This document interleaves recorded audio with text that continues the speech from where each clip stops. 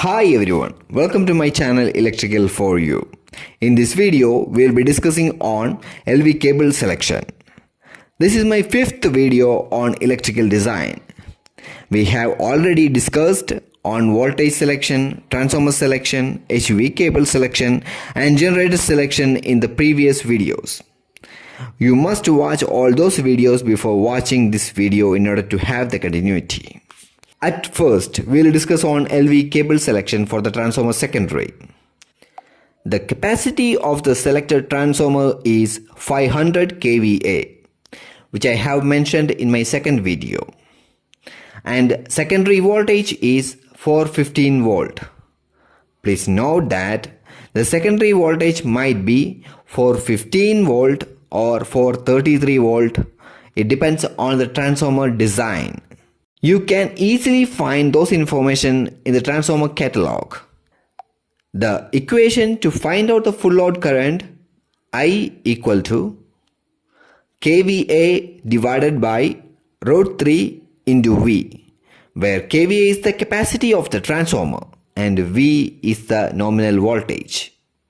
So 500 into 10 raised to 3 divided by root 3 into 415, which will give you 695.6 ampere.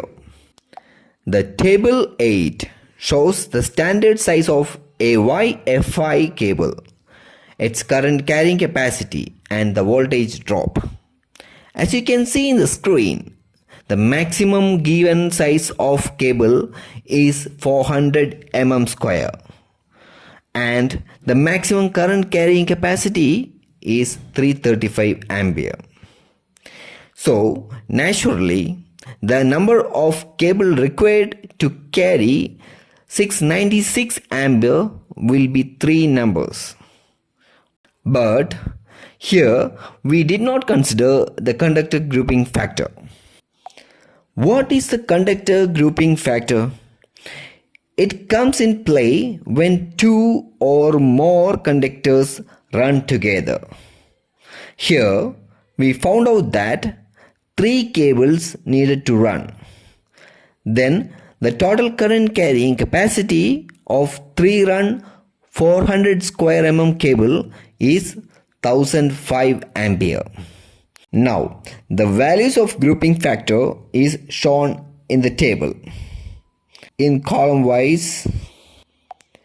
As you can see in the screen, the first column shows the number of cables and the rest of the column shows the spacing between the cable and the grouping factor values.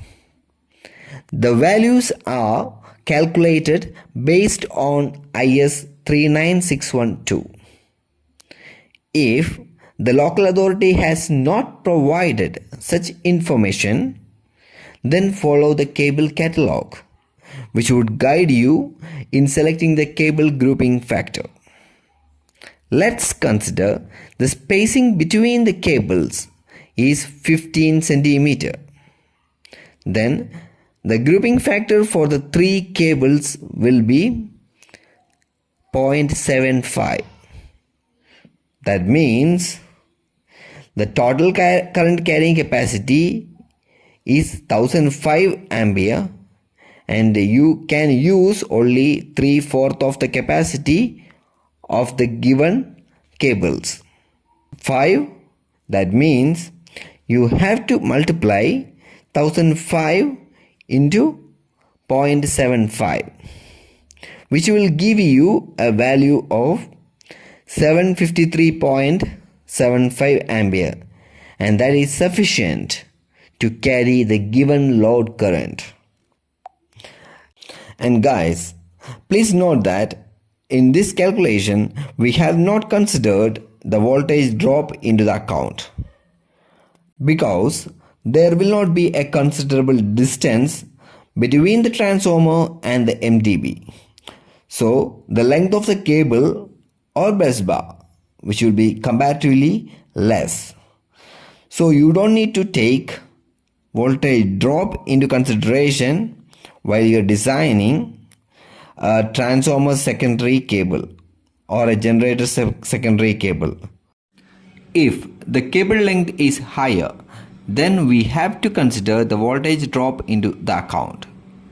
The maximum allowed voltage drop is 3% in India and 4% in UAE.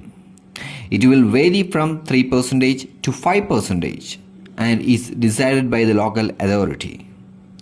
For each cable, there will be a voltage drop in the cable catalog. As you can see in the screen, the table 10 shows the voltage drop per ampere per meter of different sizes of cables. That means the voltage drop increases with increase in ampere and increase in length of the cable.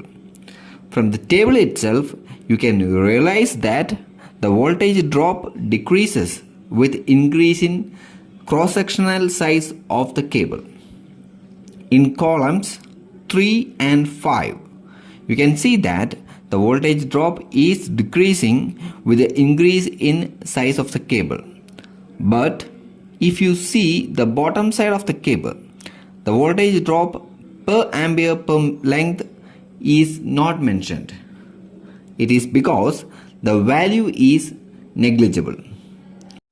The voltage drop shall be calculated with the given equation, that is, voltage drop per ampere per meter into ampere which flows through the conductor and the length of the conductor in meters divided by 1000, and the percentage voltage drop shall be found out with the equation voltage drop into 100 divided by nominal voltage. It would be either for 15 volt or for 33 volt or 240 volt in a single phase supply. So remember that for lengthy single run cables, the voltage drop must take into account. These are the main factors you must consider while selecting a LV cable. As I said before, the percentage voltage drop should not exceed the maximum allowable limit set by the local authority. So, here the selected cable from transformer secondary to the MDB side is 3 run 3.5 core 1.1 kV 400 square mm AY-FI cable. As the selected generator is of the same rating as of transformer, the same cable specification can be used for the generator supply. If the generator is supplying for the essential loads like critical lighting, fire alarm, booster pumps, access control, etc., then the cable must be fire rated. So, the cable selected for the generator is 3 run 3.5 core 1.1 kV 400 square mm AY-FI cable. And as I said before, if the generator is supplying critical loads, then the cable must be fire rated. So the AY-FI cable will be replaced with FR type cable. I hope the video is informative and you all like it. Please do subscribe my channel for more videos. Thank you.